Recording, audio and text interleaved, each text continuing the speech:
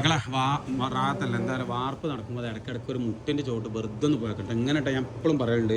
ഇതേപോലെ മുട്ട് കൊടുത്താൽ ഇതാ ഇതിൻ്റെ സെൻറ്റർ പകുതി ഭാരം എന്ത് ചെയ്യുന്ന പറയും ഈ സാധനം താങ്ങുട്ട. ആ മുട്ട് എന്ത് ചെയ്യണം നമ്മൾ എടുക്കരുതിട്ട് ഒരിക്കലും ഒരു 10 ദിവസം കഴിയാതെ എന്തായാലും ഒരു 10 ദിവസം കഴിയാതെ നമ്മൾ ഒരിക്കലും എടുക്കരുത് ഒഴിവാക്കരുതിട്ട്. മുട്ടിൻ്റെ ചോട്ട് എന്ത് ചെയ്യുക ഇടയ്ക്കിടയ്ക്കൊന്ന് വെറുതെ നടന്നു നോക്കട്ടെ. മുട്ടിൻ്റെ ചോട്ടൊന്ന് വെറുതെ പിടിച്ച് നോക്കുക, നടന്നു നോക്കുക, മുട്ടോടെയും പൊട്ടിക്കണ നോക്കുക. ഒക്കെയാണ് ഇതിൻ്റെ ഇതൊരു ഇക്കുമത്തിട്ട് വെറുതെ ഒരു സന്തോഷത്തിന് നമുക്കൊരു രാത്രി വേണ്ടിയിട്ട് ഇങ്ങനെ എന്താ ചെയ്യുക മുട്ടൊക്കെ ഒന്നിങ്ങനെ വന്നു നോക്കണം, വളരെ സന്തോഷമൊക്കെ. പിന്നെ ചിലവരെന്താ ചെയ്യുക ഷീറ്റ് ഇടുട്ടാ.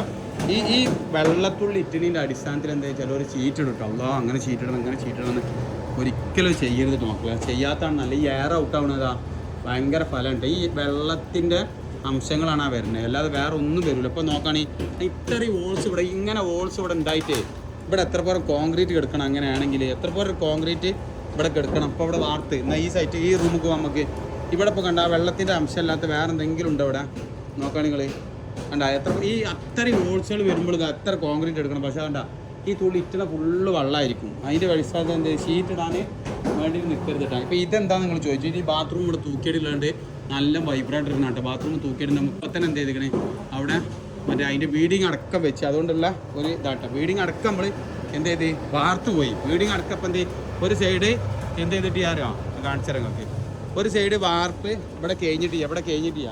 പക്ഷേ ആ ബീഡിങ്ങിൻ്റെ പണി അത് ആ ബീഡിങ്ങിൻ്റെ പണി ഫുള്ള് എന്ത് കുത്തി അടിച്ച് വെച്ചല്ലോ. ഇപ്പം തന്നെ നമ്മൾ അടിച്ചിട്ട് അതായത് ഫുള്ള് കംപ്ലീറ്റ് വാർത്ത് ഒഴിവാക്കിയിട്ട് അതാണ്. അപ്പോൾ എന്താ ചെയ്യുക മുട്ട് നോക്കുക. പിന്നെ ഷീറ്റ് പരമാവധി വിരിക്കാതിരിക്കുക. തേക്കുമ്പോൾ ഇതാ മിനുസായിട്ട് വരും.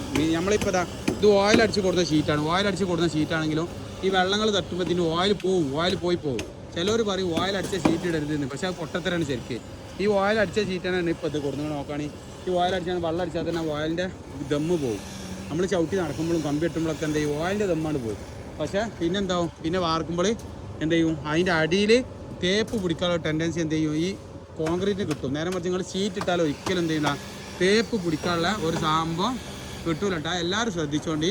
പലയിടത്തും നമ്മൾ ഇടാൻ പറഞ്ഞിട്ട് ആ ഒഴിവാക്കിയോള് പറഞ്ഞിട്ടുണ്ട്. ഗോപാല് കോൺട്രാക്ടർ